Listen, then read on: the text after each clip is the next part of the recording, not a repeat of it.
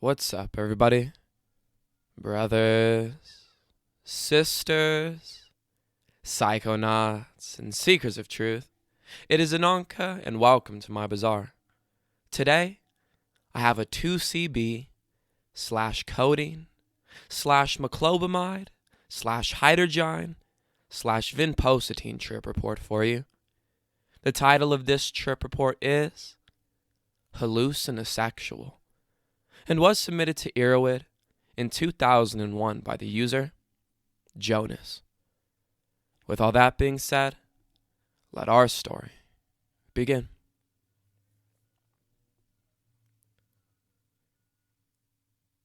I recently had the opportunity to join in on an excursion into the vast, hyperspatial realms of my unconsciousness.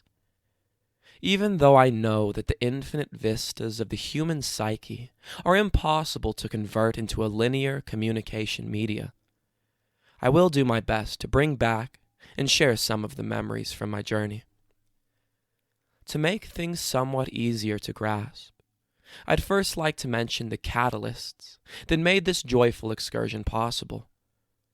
At 21 hours, I ingested 80 milligrams of Moclobemide, Aurorix Manarix, to inhibit the, on some special occasion, annoying and intricate enzymes usually referred to as MAOA.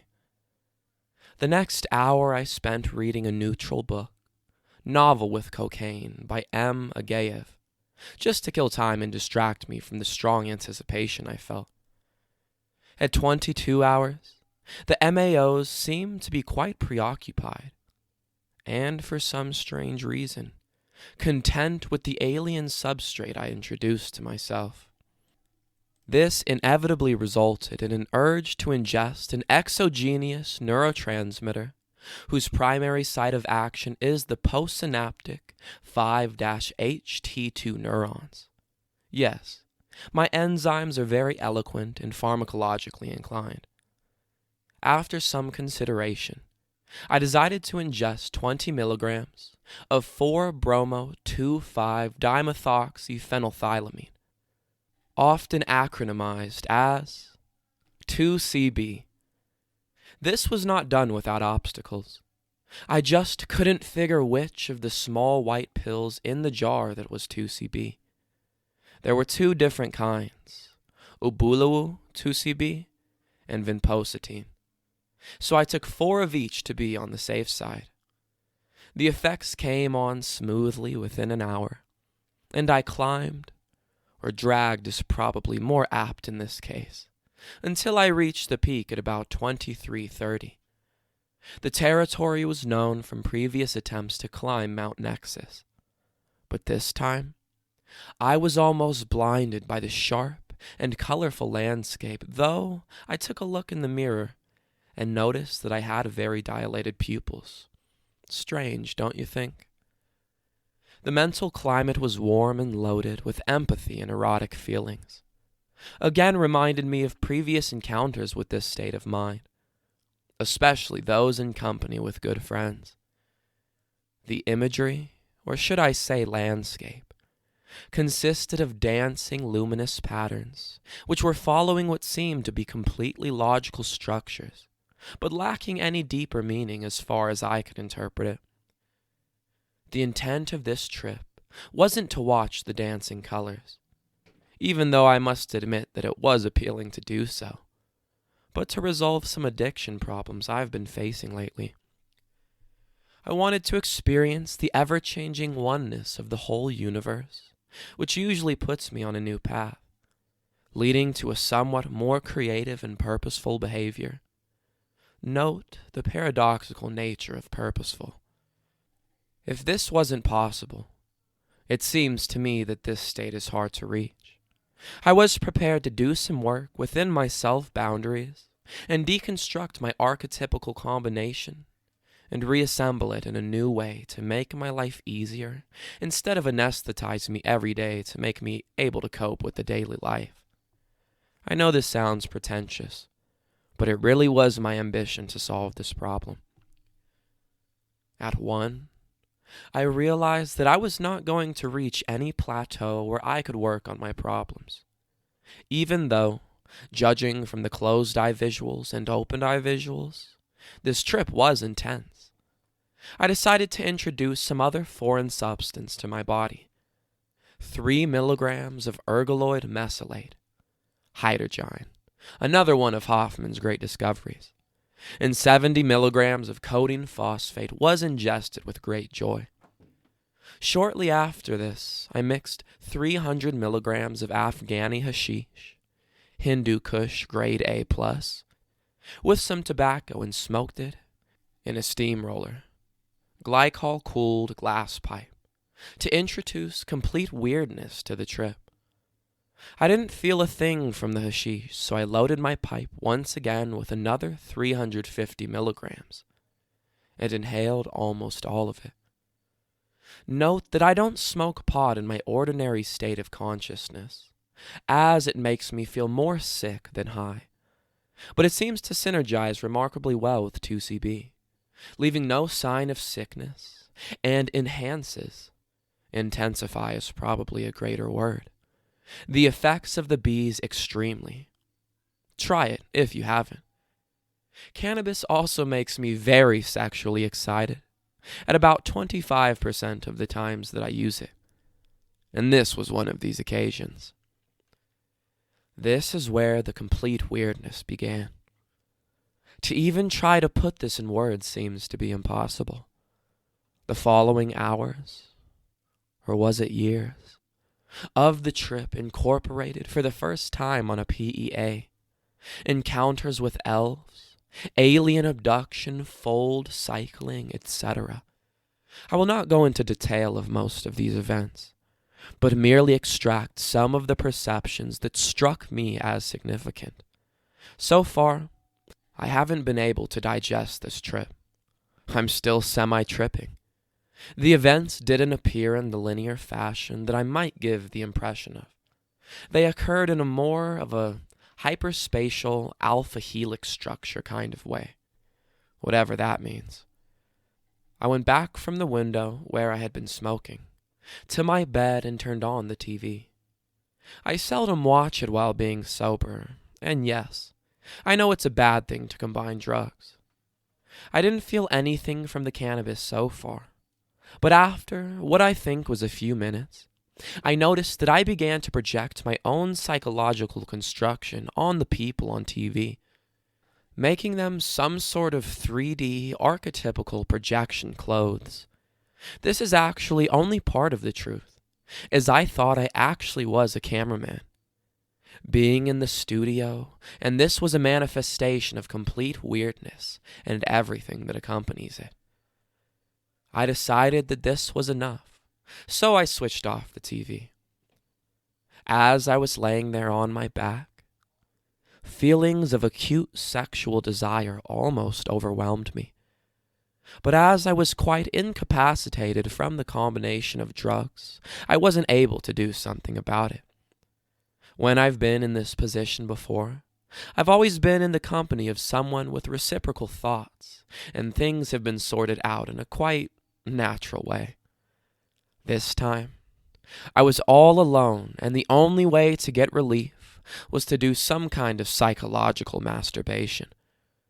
I was reminded of someone who once told me that monks redirected their sexual energy into spiritual fuel to enhance the search for the ultimate reality. So I began concentrating on my breath, and when it became stable, I directed my attention to my lower abdomen. As I let my concentration focus on the sexual energy, I split up into 2 different entities. One being Jonas as I currently know him, locked up in a static, percept but not interact mode, and the other one being a magnified sperm-looking kind of entity, climbing up Jonas's spine. The journey up Jonas's spine was very colorful and intricate. I, the sperm, was flowing through a tunnel of multicolored waveforms, which sometimes took the shape and gave the impression of living entities. This tunnel did not just affect the sperm's sight, but including all my perception organs. I heard bells, strings and flutes, nature sounds, birds, waves, wind, etc. I smelt a very diverse mix of smells, mostly fruity scents from what I recall, but this might be due to some PEA synth, implicit metaprogramming. What I found was most interesting with this perceptual shower was the tactile sense, which felt like I was swimming through a dense forest of mucous membranes. The obvious and immediate interpretation of this was that I was in search for an ovum. As I proceeded toward the head, the perceptual sensations became more intense, and when I finally reached the head, my sexual energy, the sperm, merged with the brain, creating a solid harmony within my conscious frame, which resulted in a completely new entity. The entity that was created after the merge had no perceptible body, and the physical organism that was formerly known as Jonas had ceased to exist, and there was no hint of input from the physical world. A whole new sphere of existence appeared, containing elf-like beings, flowing around in once again complete logical structures, communicating in a way that from a normal state of consciousness could be interpreted as telepathically. The actual communication media was perceptible, but it is impossible to describe. To be honest, I'm not too fond of these critters floating around trying to make me laugh. Their communication media seems to me as some sort of psychological tickling. It is my firm belief that they are ego productions that distract one from realizing one's true self. They can, of course, give some useful information about your and the emotional and value-loaded environment, current archetypical configuration, but they are a brick in the wall that stops you from seeing or being your constantly evolving and expanding self. I interacted with the L's for a while before I decided to break through this layer of distraction, which I did by focusing on nothing. Shikantaza. As my concentration increased, the duality between subject and object started to retreat. There was this short moment of total emptiness, and then I suddenly felt very alone.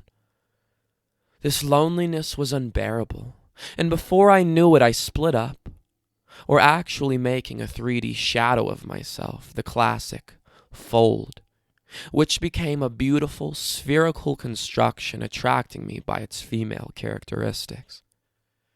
I realized that this was a big mistake, as I now was two autonomous halves. I desperately began chasing her as I wanted to complete myself again. This hide-and-seek game was a very funny occupation, but at the same time it became more and more frustrating. I grasped for her, but she constantly slipped through my fingers with her dynamic, slippery, and ergonomically correct appearance, multiplying herself all the time. Things began to really get out of hand, and I figured that, as I actually was both of these separate entities, I must have the ability to keep a look on both of them. Now it seemed as if I was perceptually zoomed out a layer, and I could percept the constant expansion and multiplying of myself. This was a totally schizophrenic state, as I was this ever-increasing amount of entities, at the same time as I knew that I was one. This aspect of the one was just functioning as a carrier wave. Time? I then could zoom in and out through a seemingly infinite number of layers, folds, dimensions, whatever, being different parts of the hide-and-seek game.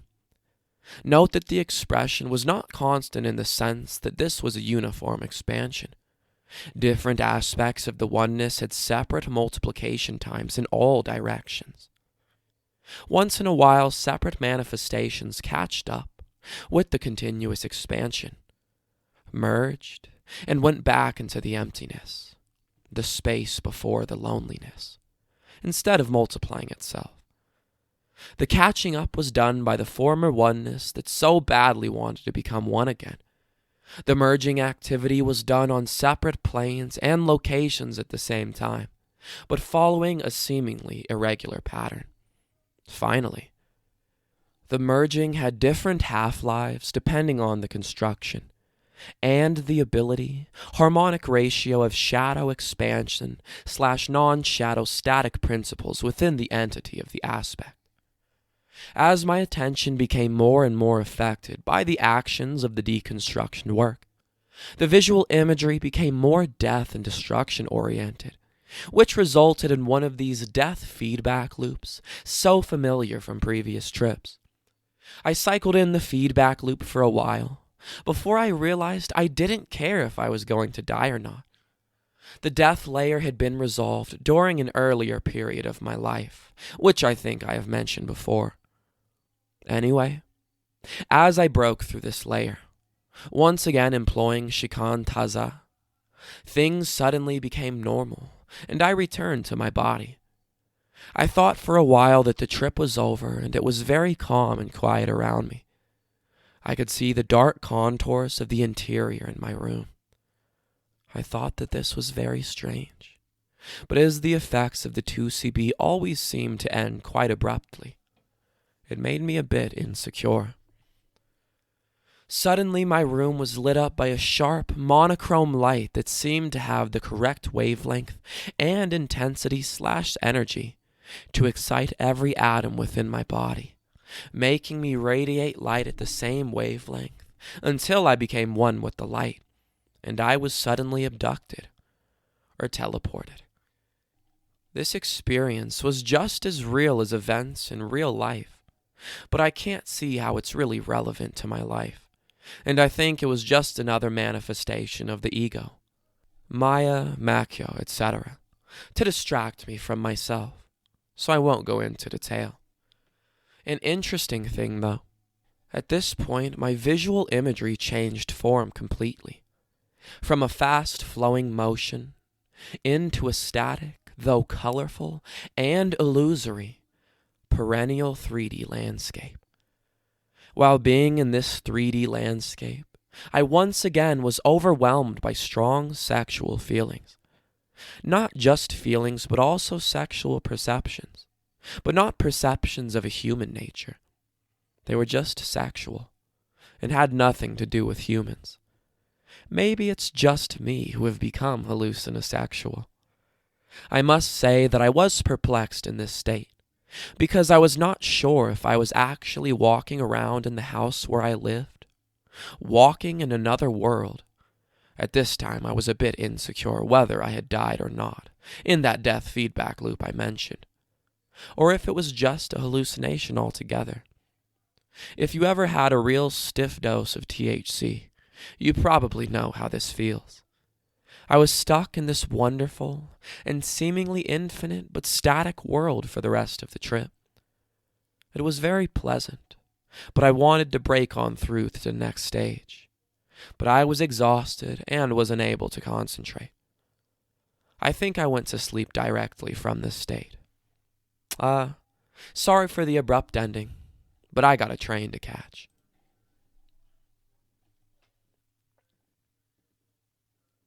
Alright, everybody. That is the end of our story. If you enjoyed it, don't forget to like, share, subscribe. Share with us your 2C-B and Codeine experiences down in the comments below. Check out the other videos and playlists on my channel. And I will see you in the next one, fam. Deuces.